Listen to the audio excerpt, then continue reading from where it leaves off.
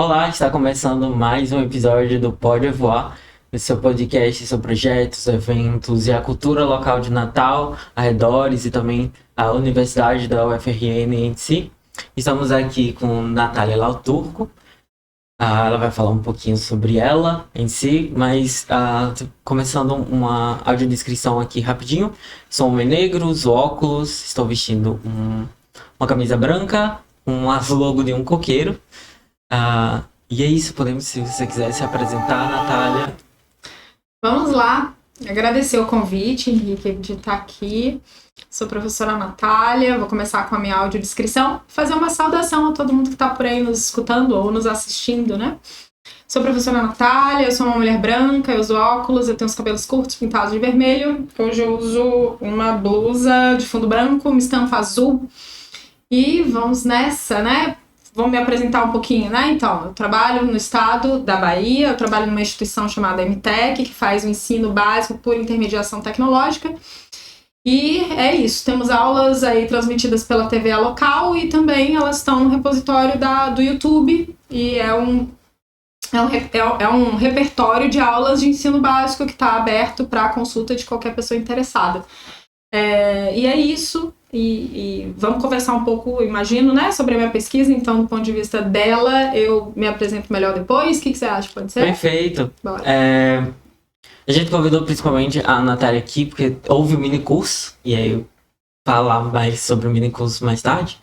Mas houve um mini curso que é o Para Não Passar em Branco, Branquitude e Formação Docente. Então depois, se a gente puder falar, mas a Natália veio dar esse mini curso aqui pra gente, foi super interessante. Então, quem é Natália Lauturco, né? Eu já dei uma pesquisada, psicanalista, professora de filosofia. Mas quem é? Quais são as suas atuações, suas pesquisas filosóficas, com o que você trabalha? Você já deu um pequeno spoiler, mas mais aprofundando. Vamos lá. É isso, meu processo assim, de formação, ele tem suas intercorrências, né? Mas vou tentar ser o mais objetivo aí possível. Eu vim para cá, né, ofertar para vocês um mini curso, considerando a minha dissertação, né, de mestrado, defendida no Profilo, né, que é um programa de mestrado profissional em rede, que a gente faz junto com uma dissertação, um produto educacional. E eu resolvi pesquisar o tema da branquitude a partir de uma perspectiva da filosofia e pensando, então, em um produto educacional que nós, enquanto pessoas da filosofia, pudéssemos contribuir para esse debate em várias instituições, né, a partir da nossa perspectiva, a partir da nossa forma, né, de tratar as coisas. E aí esse tema vem principalmente da minha experiência, né? Então, eu sou uma sudestina, na verdade, de origem, né? Eu vim do Rio para a Bahia e tive aí inúmeras experiências institucionais em estados diferentes, etc. E a Bahia e Salvador, especialmente, é considerada Roma Negra, né? Então, a gente tem lá realmente uma concentração, né, de uma população negra maior. E essa é uma experiência que me marca muito, porque é ali que eu vou aprender que eu sou branca, né? É ali que eu vou me ver como uma mulher racializada, né? Porque até então eu estava contida dentro dessa ignorância mesmo da branquitude, que não se vê racializada e se acredita neutra, né? Como se racializado fosse o outro. Então eu vivi muito tempo da minha vida nessa perspectiva e isso mudou com a minha mudança para Salvador. E lá, trabalhando em instituições, fui percebendo que a dinâmica das relações étnico-raciais é muito tensa, mesmo em um estado em que a maioria das pessoas é negra. Quer dizer, ainda muitos desafios, ainda muitas dificuldades, né, de implementar projetos, de mudar currículos, etc, etc. O que me fez pensar um pouco sobre isso. Isso me lembra a sua fala. Tem a Urias, ela deu uma entrevista sobre o novo álbum dela, Carranca, e quando ela tá falando sobre a Etiópia, ela fala, porque em Etiópia, principalmente, era um local em que todas as pessoas eram negras, então não havia raça. Uhum. Não havia essa ideia de ter raça, porque todas as pessoas ali eram negras, então o conceito de raça não existe. E aí você traz essa ideia de você ter se entendido como branca após essa mudança. Né? É porque é um outro que nos aponta racializado, né? E acho que essa é a experiência, né, marcante para mim, que traz aí essa questão. E é isso, os desafios pelos quais a gente passa na vida profissional, né? A gente tem 22, 23 anos hoje da promulgação da Lei 10.639, né? Que vai instituir a obrigatoriedade do ensino de História e Cultura africana e afro-brasileira, depois revisada na lei que também vai incluir o repertório cultural e histórico indígena, né? Mas o que a gente está fazendo com isso, né? Quais são as dificuldades que a gente enfrenta hoje? Realmente chega esse ensino fora do centrismo na docência, né? Na educação. Perfeito. E aí eu estava olhando seu currículo, e aí você começou como psicanalista, certo? É isso. E aí, como que foi se encontrar na docência e no ensino de filosofia? Bem, assim, a minha formação em psicanálise, ela é posterior, né? Minha formação acadêmica em filosofia, ela é anterior. Então, conforme, assim, os nossos percursos de estudo, eles são variados, né? E os nossos interesses, realmente, eles vão mudando, né? Com o tempo. E aí, o motivo pelo qual eu resolvi estudar psicanálise tem a ver, inclusive, com o ensino, né? Dando aula na educação básica e vendo a imensa vulnerabilidade, inclusive psíquica, dos meus estudantes, eu pensei assim, ora, eu acho que eu preciso de uma acuidade para eu entender isso que está acontecendo. E aí eu resolvi estudar psicanálise como um aporte mesmo para isso, né? Quer dizer, conseguir identificar quais são as fragilidades pelas quais eles passam, que às vezes influenciam na aprendizagem, né? Mas que não são exatamente cognitivos, são emocionais. E aí eu decidi fazer psicanálise já recentemente, né? Baseado nessa situação. Então, lidando com alunos com grande fragilidade emocional, com, enfim, crise de pânico, né? Com tentativas de suicídio também, né? Que permeiam a nossa realidade, percebi que eu precisava entender um pouco disso para saber manejar isso ali. E é uma ideia, infelizmente, que ainda é difundida na educação, de ver os alunos como pseudo-máquinas que estão ali para aprender de alguma forma e sair para o mercado de trabalho, e não ver eles como humanos que podem ter problemas sociais, raciais, problemas... Sim. Emocionais, como todo ser humano. Então, esse é o ponto de não ver o aluno como alguém, né? Total. E aí você veio dar o mini curso, né, para não passar em branco. Branquitude de Formação Docente de Filosofia, que foi super interessante, né? Eu participei, foi maravilhoso. E aí, se você podia, né, foi baseado na sua dissertação, certo? Mestrado? Então, falar para o público que está ouvindo, assistindo, como é que é essa dissertação, do que trata... como é que foi o minicurso, a experiência da minicurso também para você? Bem, é isso. Eu vou te agradecer pela pergunta generosa, no sentido de que a partir, né, daí eu consigo relatar um pouco também essa experiência recente, né? Bem, a minha dissertação, ela tem como tema, né, a branquitude, uma investigação sobre o tema da branquitude, compreendendo que a constituição da branquitude em si, ela é um entrave para a gente conseguir a efetivação da Lei 10.639, quer dizer, pesquisar uma certa hipótese, né, levantada, uma certa questão levantada, que a partir de 20 anos da promulgação da lei, por que a gente ainda enfrenta tantos entraves para essa efetivação, né? E podemos pensar em variados motivos pelos quais a gente tem essa dificuldade. Dificuldades materiais, institucionais, uma série delas. Mas há uma que a gente precisa compreender pela via dos estudos críticos da raça, né?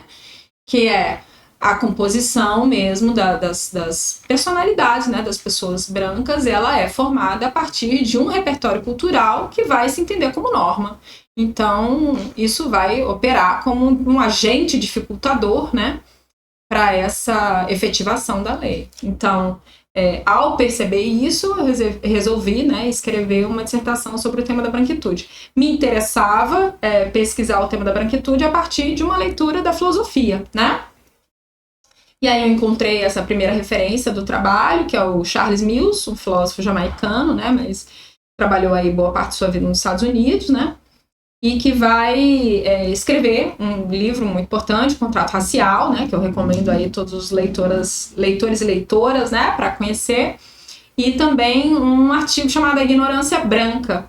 E a partir dessa referência bibliográfica inicial, eu começo ali a buscar entender o que constitui a identidade racial branca, que acaba operando como agente dificultador para a gente tratar relações étnico-raciais. E mais que isso, né, um agente dificultador até para o comprometimento ético-político dessas pessoas brancas no ambiente institucional. Então, por que isso acontece, né? Essa foi uma pergunta-chave. E aí, depois disso, procurar não só desconstruir os elementos dessa branquitude do ponto de vista teórico, né? Mas buscar propor alguma coisa, já que era e é, né, uma dissertação de um mestrado profissional. Então, fazer um produto educacional com ferramentas, né, a serem utilizadas por qualquer pessoa que deseje, é um material público, com uma série de oficinas pensadas a partir de uma metodologia própria e voltadas para a formação continuada docente. É isso. Perfeito. E você falou, né? Ele traz, na verdade, desse ponto de partida da lei, do estudo de né, temas raciais e pessoas negras e indígenas nas escolas.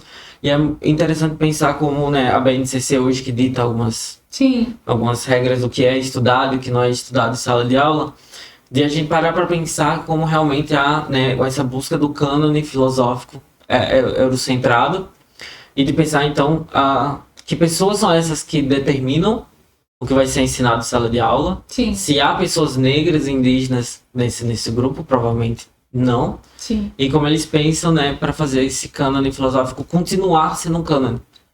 De não atribuir outros pensadores que fogem do tipo homem branco, principalmente porque, mesmo pensando só em uma pessoa branca, a gente não vê, por exemplo, mulheres filósofas sendo estudadas em sala de aula. Sim. Então, até isso já há uma dificuldade aí pensar em uma mulher negra sendo ensinada em sala de aula, como a Bell Hooks ou a Lélia Gonzalez, já é uma distância muito maior. Sim, Assim, né, Henrique, você toca numa questão bem interessante que a gente pode considerá-la também da seguinte forma, né? Houve por muito tempo entre nós um certo argumento de que não havia uma filosofia produzida por mulheres, não havia uma filosofia, né, produzida, por exemplo, em África, né? Não havia uma filosofia produzida desde as experiências latino-americanas, né? Mas isso já está contestado há um bom tempo, não é? Então a gente já tem aí um repertório de estudo fantástico, imenso, né? Sobre o qual a gente tem uma escolha, ou a gente vai se dedicar a compreendê-lo e incorporá-lo nos nossos currículos, ou a gente vai ignorá-los, né? Então, essa é uma escolha que a gente tem pela frente, né? A gente ainda sustenta, né, vamos dizer assim, um certo lugar de dificuldade mesmo, né, com relação a isso. E é isso. Aí qual é o fator, assim? Qual é o fator? É continuar, a gente da filosofia, continuar entendendo que há uma certa posição normativa de dizer mesmo, né, o que é filosofia apenas a partir do repertório e do discurso eurocentrado. E de ditar realmente que é a filosofia, que a gente vê muita gente que está aí há tempos na filosofia e ainda diz que o que é produzido na África, na Ásia, não é filosofia de fato. É isso é a expressão de ignorância branca, né? Um dos temas do meu trabalho. Quer dizer, afirmações que elas já está apresentado tantas contra-evidências que a gente já não pode dar a elas credibilidade efetiva, né? Isso é expressão de ignorância. Então, o que a gente vai fazer com isso, né? E fica enraizado realmente esse pensamento e contra qualquer mudança. E aí, o seu minicurso mesmo, trazendo oficinas e tal, já é uma possível maneira de trazer, né? Mas como você vê outras possíveis maneiras de realmente trazer esses filósofos fora desse eixo europeu para a sala de aula, por exemplo. Seriam medidas para um docente que esteja escutando, que possa, eu quero trazer isso, e a gente sabe que as escolas cobram, principalmente, né, eixo não político, de cobrar que siga a BNCC e siga o currículo daquela escola, o PPP. Então, como ainda os seguir, mesmo que né, obrigatoriamente, mas trazer esses filósofos que sejam mais parecidos com os alunos. Sim. Bem, aí acho que vale assim a gente pensar que a BNCC ela vai pensar um currículo, ela não vai pensar currículo necessariamente, né? Ela vai pensar uma base nacional a partir da noção de habilidades e competências, né? A partir dessa mobilização aí teórica de repertório que ela vai fazer uma proposta. Bem, que tem seus problemas que a gente pode aí conversar num outro momento. Mas a BNCC, no que ela vai focar em habilidades e competências, ela não determina currículo, né? Assim, de uma forma restritiva, ela não faz isso. Aí a gente vai ter, então, a liberdade de cada estado de propor a sua base comum curricular, né? Isso é um trabalho que os estados vão fazer. E aí isso é um território de disputa, né? Vou lembrar aí a figura do Miguel Arroyo, que já nos ensina há muito tempo. Currículo é território de disputa, né? Currículo é documento político, né? Necessariamente.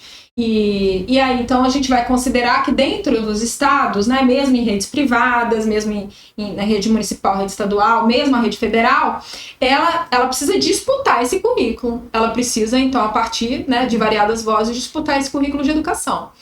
Dito isso, assim, né, esse caminho que é feito, a gente precisa considerar o seguinte, que ainda assim os nossos currículos são muito, de ensino básico de filosofia, são muito eurocentrados mesmo. Isso é um dado ainda, né? Algo já se deslocou, algo já mudou? Sim, preciso reconhecer isso, porque isso é um esforço já de muitas pessoas, né? Mas ainda precisamos avançar, com certeza esse é o cenário que a gente tem. E aí vamos conversar sobre essas referências. Quando a gente olha para um currículo, se o currículo da sua localidade, da sua instituição for um currículo eurocentrado, né, e você quiser então ampliar repertório, né, o que a gente pode considerar de produção a partir disso, né? Se você é uma pessoa da filosofia, leciona filosofia, a gente precisa realmente assim colecionar outras referências para que a gente possa trabalhar a partir delas, né? Então, ao se referir simplesmente, né, sobre o debate do início da filosofia, né, a gente pode escolher aí trabalhar ainda fechando, né, a origem da filosofia somente ao território grego, a partir do chamado mito, né, o mito da... Como chama, gente? O mito não. O mito da... É como se fosse assim, o mito da... Como se fosse só o grego é capaz de fazer filosofia, sim. Sabe? O mito da... Tem um termo isso aí. Como se fosse assim, apenas a Grécia foi capaz de fornecer um berço real para a filosofia, certo? Isso é uma tese, defendida no campo da história da filosofia, ok. Ele foi predominante para a gente, inclusive, na criação dos livros didáticos de ensino básico, ok. Hoje a gente pode simplesmente reproduzir isso, o mito do milagre grego, Henrique Lembrei. Nossa. Aí a gente pode escolher simplesmente reproduzir isso, né? Ou, dentro desse debate, a gente apresentar ao estudante, inclusive a partir de uma postura, né, que vai ser sempre questionadora, como é o nosso papel, professor de filosofia, sempre pesquisadora, né?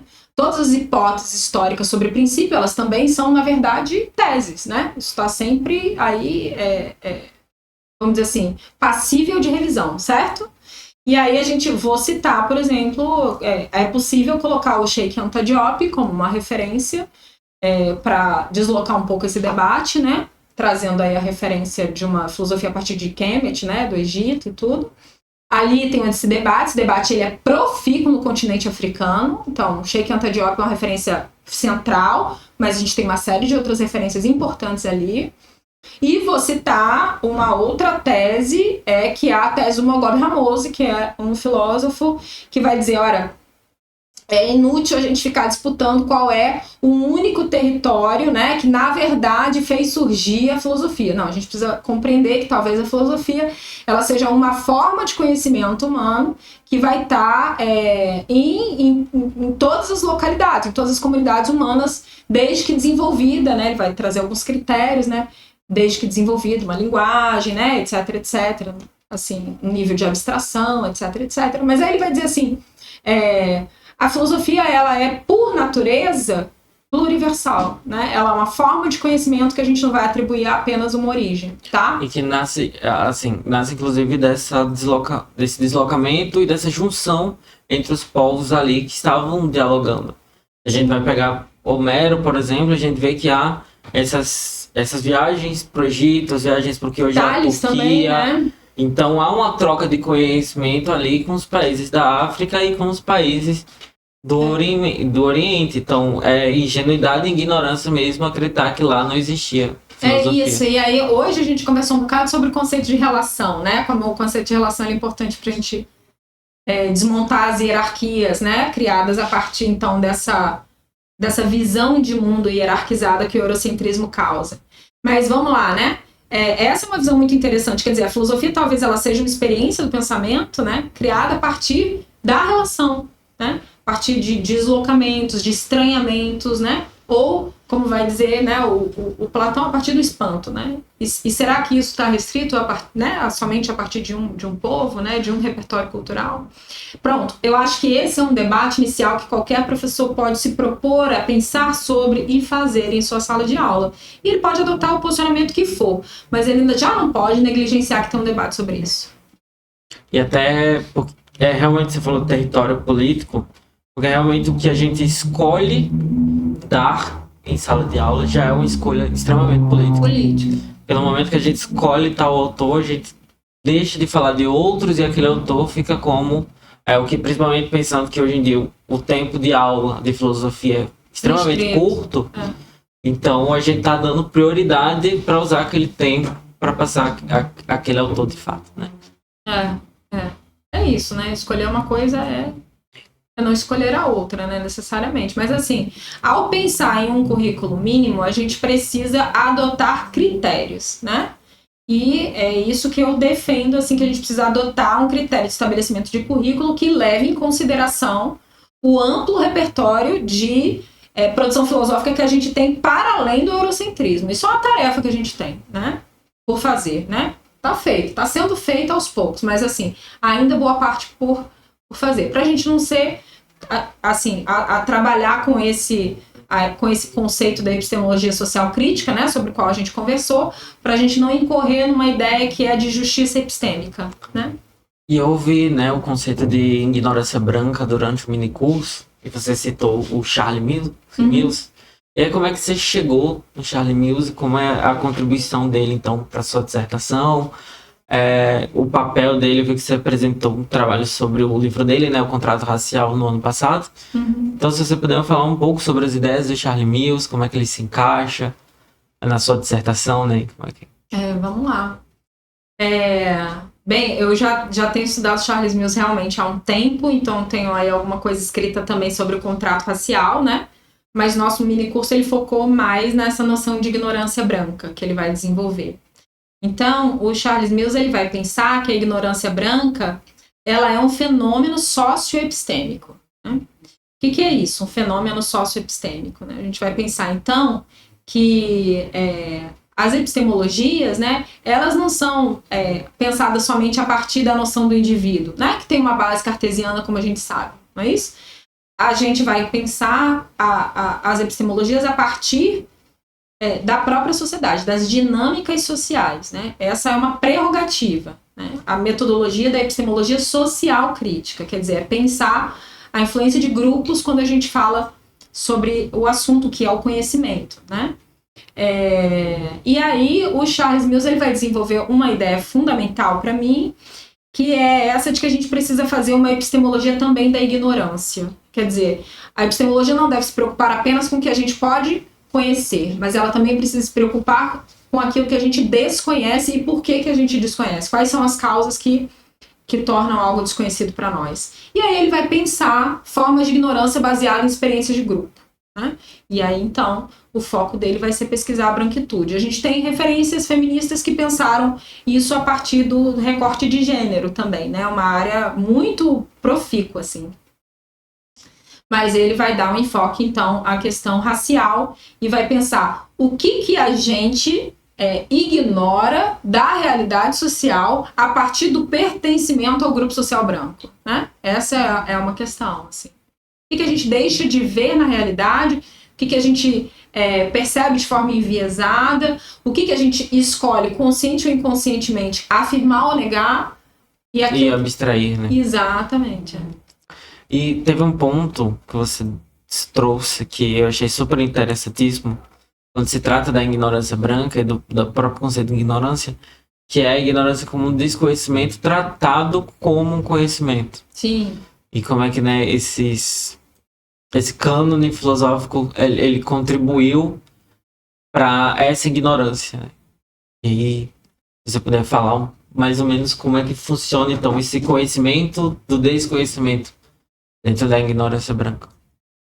Vamos lá, né? Acho que a gente pode considerar que, assim, a constituição de todo e qualquer cânone também é uma tarefa não só do conhecimento, mas uma tarefa política, né? E ela vai sendo constituída, assim, através do tempo e de inúmeras influências. Mas sempre ela vai ser passível também das dinâmicas de dominação. Sempre, né? Isso vai acontecer. E aí, então, quando a gente olha para o campo da filosofia, o que se pesquisa, o que se produz, né? E o que se propaga, né? O que se divulga também, enquanto conhecimento filosófico, também vai sofrer com as dinâmicas de dominação que a gente tem, né? Vai reproduzir hierarquias, né? E por aí vai. E aí, assim... vamos considerar que quando a gente olha para esse cânone eurocentrado, né, para o Charles Mills, assim, ele é a expressão de uma ignorância branca no sentido de que, assim, a gente tem que parar de achar que ignorância é só o desconhecimento, tá? No sentido de ausência de. Não, para ele, a ignorância ela também pode ser positivada enquanto um discurso e enquanto um conhecimento, assim, tá? Na medida em que ela vai se vender como uma única forma de conhecimento, como a normatividade do que é e do que não é conhecimento, tá? E aí, então, a gente vai considerar que a ignorância branca, ela é uma forma de conhecimento militante, combativa, né? E que arroga a si mesma um lugar, então, normativo, que vai dizer quem produz conhecimento filosófico e quem não produz, tá? E é muito, eu vejo, né, muito... Parece que surge realmente no movimento de aceitar a ignorância como um viés de luta. E aí eu não vou dar palco para essa pessoa, mas um deputado falou, por exemplo, que faz a direita a levantar é o fato da direita não ler livros. Tanto, um deputado de direita disse isso em um podcast, defendendo como a direita hoje está crescendo. Não darei palco, mas... Eu vejo muito como essa crescente da ignorância como defendida mesmo, como algo positivo de se ter. É muito interessante, né? Porque a gente tem muitas expressões disso no nosso cenário, né? Acho que, assim, como pessoas e pesquisadores do campo da filosofia, o tema da ignorância pra gente é sempre uma questão, né? As ignorâncias persistentes, essas que se afirmam no campo político, no campo social, no campo institucional, né? E por aí vai. Mas... agora eu tô com uma anedota na cabeça, mas ela não tem diretamente a ver com isso, mas tem de alguma forma, né? E assim, eu não sei se você se lembra, mas há um tempo atrás, né, houve a fala de um advogado numa audiência pública, fazendo a defesa do pessoal que participou do 8 de janeiro, sabe? 2023 ali, acho que foi 2023, né? Foi logo após a eleição presidencial, exatamente. Aí ele vai fazer a defesa e ele confunde as referências que pra gente de filosofia são tão caras. O Pequeno Príncipe, sim. Exatamente, ele vai confundir ali em público numa defesa de uma tese, imagina que coisa, né? Ele vai confundir o príncipe do Maquiavel com o Pequeno Príncipe. E aí vou dizer a você o quão vejam só, né? O quão não só ignorante ele era, mas arrogante em cima da ignorância que ele tinha. O que é fascinante. Aconteceu algo que foi até realmente preocupante e criminoso, que tá tendo essa onda de debates aí, né? E aí fizeram uma antifeminista contra 20 feministas. E aí perguntaram pra ela o que era o termo de gaysismo que ela estava falando. E ela falou, não, mas tal pesquisadora feminista, professora da USP, usa esse termo no livro dela. E aí precisou que essa professora viesse a público dizer, eu nunca usei esse termo. Olha só. Esse termo não veio de livro meu nenhum. E ela estava usando como exemplo de superioridade para atribuir o preconceito dela durante o debate. É isso, uma forma de ignorância também propagada como informação, né?